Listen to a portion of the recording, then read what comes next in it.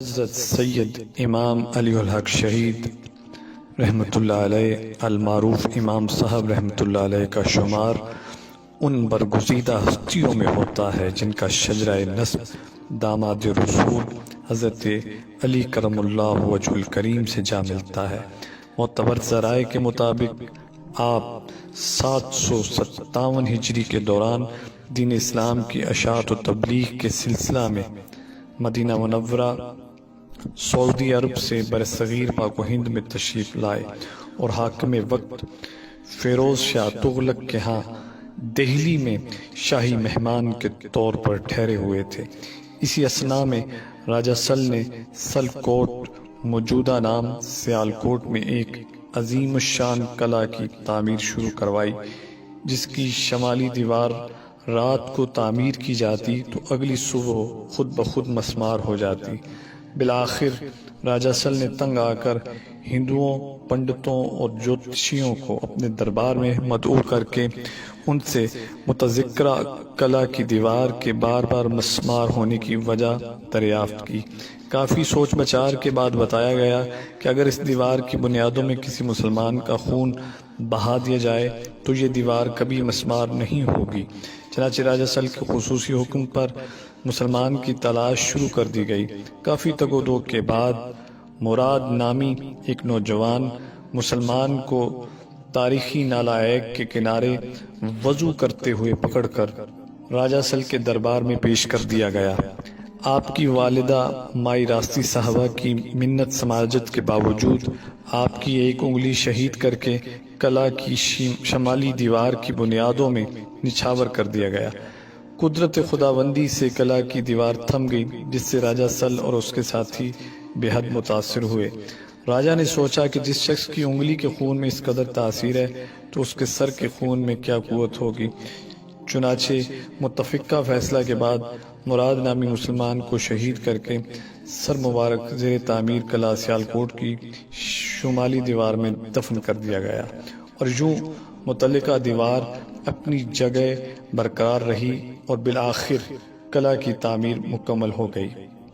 مائی راستی صاحبہ اپنے لخت جگر کے قتل ناحق کا بدلہ لینے کے لیے اپنی دکھ بھری داستان لے کر دہلی میں فیروز شاہ تغلق کے دربار میں حاضر ہوئیں۔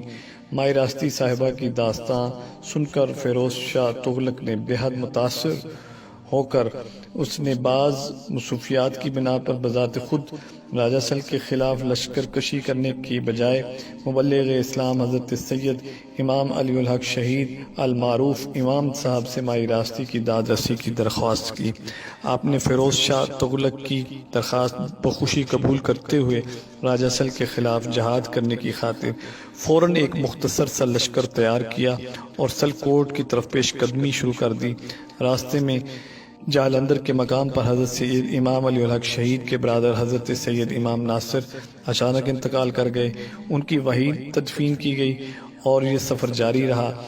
لشکر امام صاحب جب سلکوٹ کی حدود میں داخل ہوا تو سب سے پہلے پسرور کے مقام پر لشکر کفار کے ساتھ آپ کا ٹکراؤ ہوا۔ اس مقام پر آپ کے بھائی حضرت امام میرا بخدا رحمۃ اللہ علیہ نے جام شہادت نوش کیا۔ لشکر امام اپنی منزل کی جانب رواں دواں رہا۔ راستے میں امن آباد پر راجہ سل کے لشکر کے ساتھ خون ریز مارکہ آرائی میں حضرت سیدنا امام علی الحق شہید کے ایک اور بھائی امام غالب نے بے مثال جرأت و جواں مردی کے جوہر دکھائے اور راہ خداوندی میں جام شہادت نوش کیا۔ لشکر امام صاحب پیش قدمی کرتے ہوئے سلکوٹ میں داخل ہو گیا اور راجہ سل کی فوج پسپا ہو کر قلعہ میں محصور ہو گئی۔ عصر کے وقت حضرت سید امام علی الحق شہید رحمۃ اللہ علیہ نے لشکر میں شامل اپنے بھانجے سید سرخ سے فرمایا کہ آج نماز مغرب انشاءاللہ ہر حال میں قلعہ کے اندر ادا کی جائے گی، لہٰذا ہر حال میں قلعہ کے اندر داخل ہونا ہوگا۔ سید سرخ نے اپنی خداداد قوت ایمانی کے ذریعے قلعہ سیالکوٹ کے دو ہیکل دروازے کو ٹکر مار کر توڑ دیا۔ لشکر اسلام اللہ اکبر کی فلک بوس صدائیں بلند کرتے ہوئے قلعہ کے اندر داخل ہو گیا اور فتح و کامرانی کے جھنڈے گاڑ دیے۔ راجہ سل کو عبرتناک شکست کا سامنا کرنا پڑا اور یوں اس کفرستان کے در و دیوار کلمہ توحید کی فلک شگاف صداؤں سے گونج اٹھے۔ سلکوٹ حضرت سید امام علی الحق شہید رحمۃ اللہ علیہ نے سلکوٹ کے ایک ٹیلے پر ڈیرہ جما کر اسلام کی دعوت و تبلیغ کا سلسلہ شروع کر دیا، جس کے نتیجہ میں تھوڑے ہی عرصے میں لاتعداد کفار حلقہ بگوش اسلام ہو گئے اور دور دور تک اسلام کا بول بالا ہو گیا۔ حضرت سید امام علی الحق شہید اسی ٹیلے پر رات کے وقت اکیلے ہی عبادت خدا بندی کیا کرتے تھے۔ چنانچہ ایک روز راجہ سلط کے سالے بہمن نے حضرت سید امام علی الحق شہید کو حالت نماز میں اکیلا پا کر دوران سجدہ آپ کو شہید کر دیا۔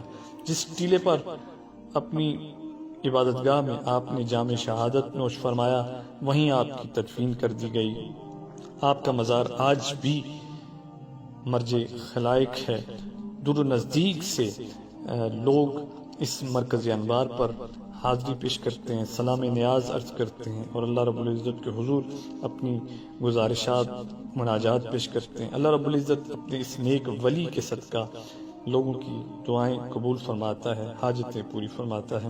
آپ کے مزار اقدس پر حمد و نعت اور درود و سلام کی ایمان افروز محافل انعقاد پذیر ہوتی ہیں۔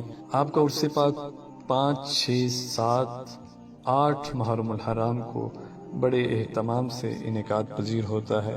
دور و نزدیک سے ہزاروں زائرین عقیدت مندان حضرت امام پاک سرکار رحمۃ اللہ علیہ اپنی حاضری پیش کرتے ہیں، سلام نیاز عرض کرتے ہیں، اللہ کریم کی بارگاہ میں دعا کرتے ہیں کہ اللہ کریم ہمیں اپنے ولیوں کی غلامی سے ہمیشہ سرفراز رکھے اور ان کے نقش قدم پر چلنے کی توفیق عطا فرمائے۔